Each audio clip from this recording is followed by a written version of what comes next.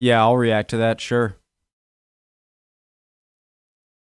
The cartridge. Guys, I'm going to be honest, I'm not really even sure what part of the bullet is the cartridge. Is the cartridge the thing that is holding the bullets together so that they can be inserted and fired in a machine gun correctly?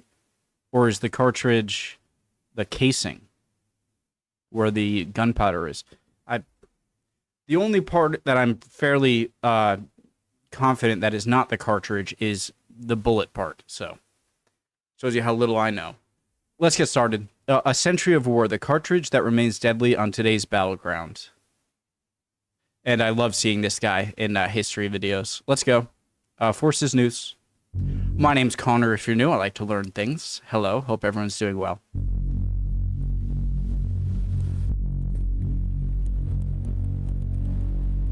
The 7.62 by 54 millimeter rimmed round.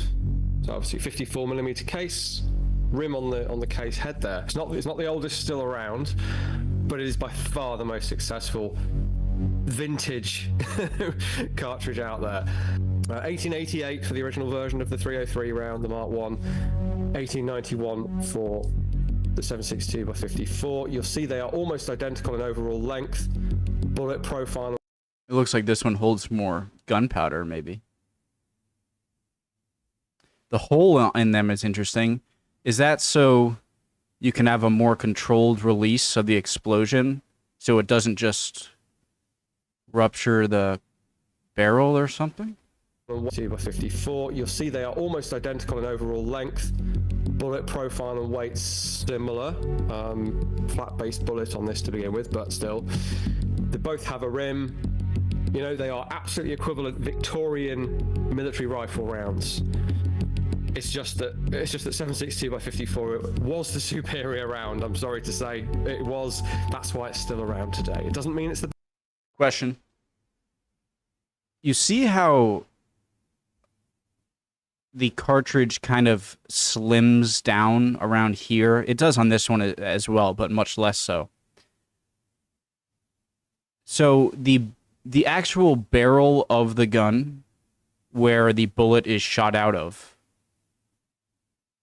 this wouldn't fit in. Only this. Because if this is the size of the barrel, then that means that the bullet could kind of bounce around in the barrel as it's leaving. And I'd imagine you'd want as tight of a fit of the actual projectile, as tight of a fit to the barrel for accuracy's sake.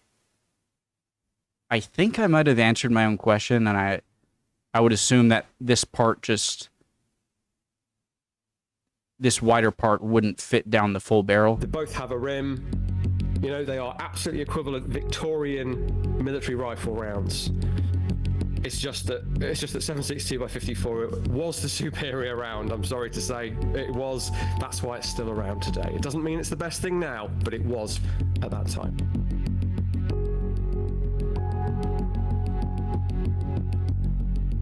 This is an example from 1896. So this is well, it's as old as they go in this collection, at least. There will be older out there, of course, adopted in 1891.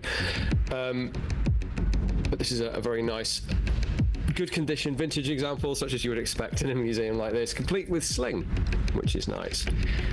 So it does sort of look like like if you removed parts of it, like you removed the this right here, the cartridge.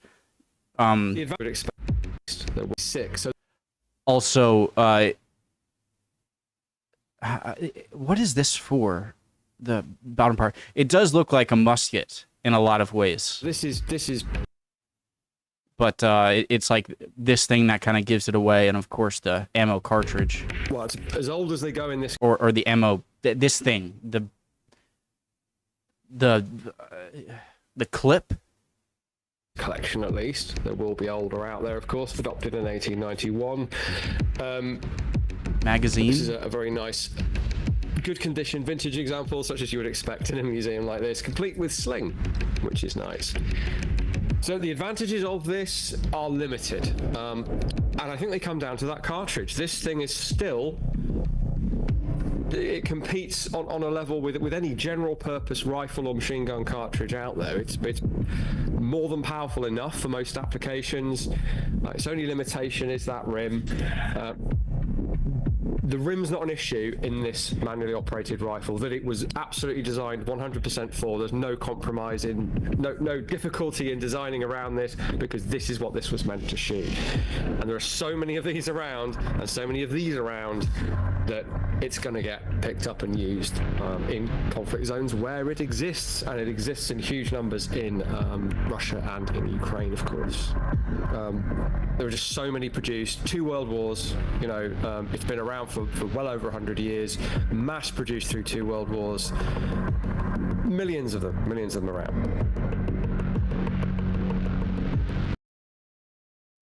Did he just say those are being used right now? That gun itself? Or the cartridge? Really? And just to push home what I was trying to say, if you showed this to like a Napoleonic soldier, I feel like he'd be like, wow, that's a very fancy musket or rifle you have there. Whereas if you showed him a modern rifle, they would think it's very super futuristic. There are just so many. I'd imagine. You know. 2 world wars, you know, it's been around for well over 100 years, mass produced through 2 world wars, millions of them around. Really, the only disadvantage to this round, I mean, obviously there are ballistically superior rounds out there, but the only true disadvantage to this is that rim on the back, which was traditional. Cartridges typically had a rim up to that point to allow the case to be hooked out. Once you fired, there was no disadvantage to having a rim sticking out until there was. However, this whole idea of cartridges jamming rim over rim, now this is a 303 and a 7.62, but you see the problem if the rim on one of them gets behind the one below, cause a jam. It can't go anywhere, and you get a rim jam, or rim lock as it's sometimes called. Now, one way around that was developed for this weapon, the DP, the Degtyarev machine gun. You barely fit this on the camera, but you'll see, great big flash suppressor there. That's a cool looking gun, that's what I know. Barrel shroud. We've got, barrel is has cooling vanes on it. Very, very slim design, just with that big rear sight assembly and that buttstock. And what makes it kind of iconic to those who know it is its magazine. The old dinner plate, as it's sometimes referred to. And maybe the best way to overcome rims getting stuck over each other is to instead place all of your rounds next to each other. So they're rotating around next to each other. The rims are never moving over each other, so there's never an issue. Each one is presented, ready for feeding, and is chambered and fired. Well, what is the advantage of the rim? I don't... Is presented, ready for feeding. Well, so that I can hook it and eject it, but... Well... Feeding, and is chambered and fired in sequence, without having to worry about the body of a box magazine moving up in that with a spring where one is on top of the other. It can even be an issue sometimes in bolt action rifles, but this completely avoids that. They're maybe not the most convenient things to carry on you. Yeah, seem a bit bulky. Large diameter, but hey, they're thin and they functioned. And this thing also still shows up occasionally in conflict zones as well.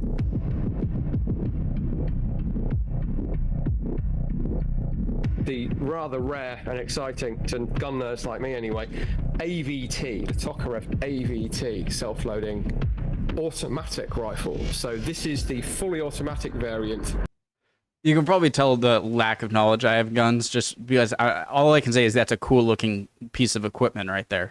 Of the slightly more famous SVT 40. So 40 for 1940, and this is the standard, insofar as it never really replaced the Mosin Nagant, but it augmented it, self-loading rifle of the Second World War for the Soviets. This fully automatic variant was not a huge success, largely because well, it's a downside of this 7.62 by 54 cartridge, but also any cartridge in its class, like 7.62 NATO, is it's just too damn powerful for firing bursts. Unless it's from the hip as you're entering a trench or kicking down a door or something, if you're trying to shoot at any kind of range, your first shot might be on target, the second one will be over their heads, third one will be heading toward the International Space Station. In terms of feed, in case you're wondering, you don't need a pan magazine to feed this cartridge. You just need some clever geometry, and you can quite happily stack just like a brand magazine. Think of the old curved brand magazine. Well, you can see the curve on this one, and that is designed to prevent those rims from ever crossing over each other. Interesting. All right, why does he have like the coolest looking like James Bond weapons I've ever seen on this video? Look at that. The Dragunov, the SVD, is really important. I mean, the AK clearly is even more important, but this whole concept of a squad designated marksman or a section sharpshooter really is pioneered by this thing. Early 1960s, you can actually see the magazine on this thing. This is the same geometry as the old SVT AB. Sorry, my inner child is coming out and just like if there was a bunch of toy guns, I want that one. Give me that. You can actually see the magazine on this thing. This is the same geometry as the old SVT ABT magazine. Different design, but they copied the geometry because, hey, that's what works with this vintage round that we have here. And again, no issue. Are the grooves just for look or just easier handling of the ammo? That I've ever heard of. Round that we have here. And again, no issues there that I've ever heard of with feeding the SVD.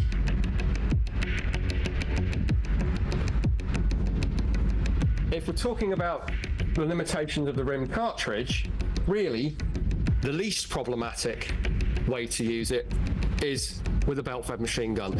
This is an early PK. Most veterans watching will probably have come across more in the way of the PKM, the modernized form, without the fluted barrel, with a different flash hider, which is a lot less hefty than this thing. Is this for stability when you're firing, or is this just for transportation? This barrel with handle a different there. flash hider, which is a lot less hefty than this thing. Now, surprisingly enough, belt-fed machine guns predate the invention of this cartridge.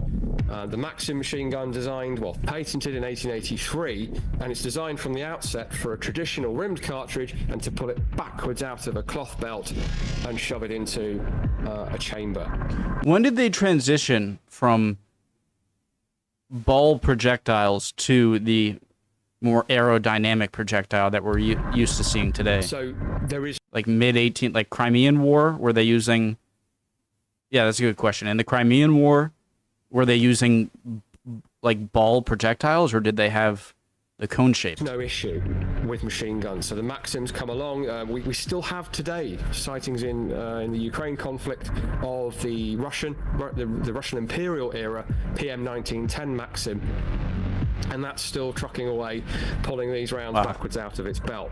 So it was absolutely no problem for Kalashnikov, it was him again, and his team, to come up with essentially a flipped upside down Kalashnikov rifle mechanism married to a very effective belt system and an excellently light, capable design. It's maybe not as is typical, it's maybe not as precise as a well-maintained GPMG. You can have an argue in the comments over which you think is best, but let me tell you, a number of people I don't know will argue in favor of this thing, and it's still using that 7.62 by 54 round, and its modernized form, the PKP, the Pecheneg, still uses that same round. That was cool. Loved it. I love this host too. I've seen him on History Hit videos, a couple of videos when it comes to armory stuff. Loved it. Would appreciate any answers to any questions I had, any comments at all, as always. Love you guys. Hope you're doing well, and hopefully I'll see you guys next video. Bye.